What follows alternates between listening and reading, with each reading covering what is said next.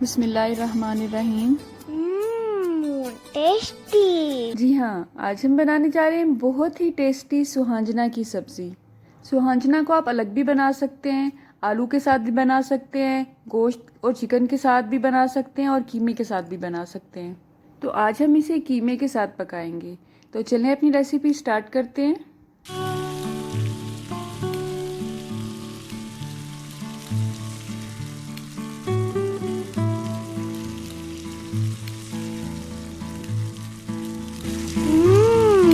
Tasty. तो इसे कीमे के साथ बनाने के लिए यहाँ पे मैंने 1 केजी कीमा लिया है मटन का। आप चाहें तो चिकन का या बीफ का भी ले सकते हैं। आज ये वीडियो स्टार्ट में थोड़ी सी मैंने स्टैंड के बगैर बनाई है, आपने परेशान नहीं होना है, आगे जाके ये सेट हो जाएगी। कीमे को हम प्रेशर कुकर में गलाएंगे, उसमें 2 टमाटर ऐड करेंगे, 11 से 12 अदद लहसुन के जवे लेंगे और 3 से 4 अदद प्याज को भी काट के उसमें ऐड कर देंगे और उसमें तकरीबन आधा गिलास पानी ऐड करेंगे। ठीक है। टमाटर इस वक्त हम छिलके के साथ ही ऐड करेंगे, लेकिन इसके छिलके हम बाद में रिमूव कर लेंगे। कीमे को मैंने अच्छी तरह से धोने के बाद उसका पानी निचोड़ लिया था और उसके बाद उसके हिस्से बना के मैं उसे फ्रीज़ कर लेती होती हूँ। और यहाँ ये तकरीबन आज मैं 1 किलो कीमा यूज़ कर रही हूँ।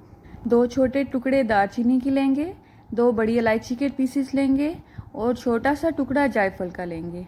आप चाहें तो इसमें तेज़पात भी ऐड कर सकते हैं। इस सब के साथ हम थोड़ा सा पानी ऐड करेंगे। उसकी क्लिप मुझसे मिस हो गई है। और ये है सुहांजना मोरिंगा और इसका फूल बनने से पहले जो छोटी छोटी सी डोडियाँ होती हैं उनको पकाया जाता है। इनको मैंने 2 दफ़ा खुले पानी में बॉईल किया था और उसमें हल्की सी हल्दी और नमक ऐड कर लिया था। मोरिंगा को बॉईल करने का मकसद ये है कि इसमें जो मखसूस सी कड़वाहट होती है वो निकल जाती है बॉईल करने से। बॉईल करने के बाद इसे मैंने ठंडा किया और फ्रीज़ कर लिया। और जब भी आपका पकाने का मूड हो थोड़ी देर पहले फ्रीज़र से निकाल के रखते हैं और झटपट इसे पका लें। कीमे को मैंने 10 मिनट के लिए प्रेशर पे लगाया था। अब ये मुकम्मल तौर पे गल चुका है। अब टमाटर के छिलके हम रिमूव कर देंगे और इसके साथ ही जो साबुत गरम मसाला है उसे भी निकाल देंगे। अब मैं इसे पोटैटो मैशर की मदद से अच्छी तरह से मैश कर लूँगी। अगर आपके पास ये मैशर नहीं है तो हांडी पकाने वाला जो बड़ा चम्मच होता है उसकी बैक साइड से भी आप ये काम ले सकते हैं। ठीक है। इसी तरह से सुहांजना को भी हम अच्छी तरह से मैश कर लेंगे। असल में सुहांजना की सब्ज़ी सराइकी घरों में बहुत ही शौक से खाई जाती है और जो लोग इसकी असल रेसिपी को जानते हैं वो इसे दोरी डंडे में अच्छी तरह मैश करते हैं, उसके बाद इसे पकाते हैं। असल में मेरी सिस्टर इसे डीजी खान से बॉयल करके फ्रीज़ करके ही मुझे भेजती हैं, इसलिए इसे पकाने में मुझे बहुत आसानी होती है। यहाँ पर कढ़ाई में मैंने आधे कप से थोड़ा सा ज़्यादा कुकिंग ऑयल लिया है। आप चाहें तो इसे घी में भी पका सकते हैं। मैं इसमें कुकिंग ऑयल के अलावा देसी घी भी ऐड करूँगी। ये भी तकरीबन मैंने आधे कप से थोड़ा सा कम लिया है। चूल्हे की आंच को हम दरमियाना ही रखेंगे। देसी घी की वजह से इसका फ्लेवर बहुत ही अच्छा आएगा इंशाल्लाह। अब हम इसमें 2 से 3 खाने के चम्मच के हिसाब से फ्रेश कूटा हुआ अदरक और लहसुन का पेस्ट लेंगे। अब हमने इसे ब्राउन नहीं करना है, बस जैसे ही इसमें अच्छी सी खुशबू उठने लगेगी तो हम इसमें बाकी मसाला जात ऐड करेंगे। और इसमें शामिल है 1 चम्मच ज़ीरा पाउडर, ये मोटा कूटा हुआ है, बारीक वाला नहीं है।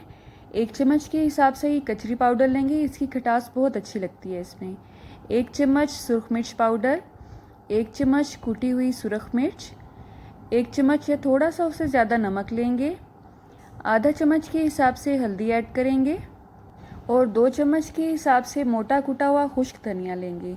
इसकी खुशबू बहुत ही अच्छी आती है इसमें। अगर आप पाउडर ऐड करेंगे तो उसकी खुशबू अच्छी नहीं आएगी। जो मोटा कुटा हुआ खुश्क धनिया है उसकी खुशबू एंड तक रहती है। बस इन तमाम मसाला जात को कुछ सेकंड के लिए ही हम भुनेंगे और उसके बाद इसमें कीमा ऐड कर देंगे। क्योंकि कीमे को गलाते हुए हमने इसमें लहसुन भी ऐड कर दिया था, प्याज भी और टमाटर भी, इसलिए इसमें मज़ीद हमने टमाटर और प्याज को ऐड नहीं करना है।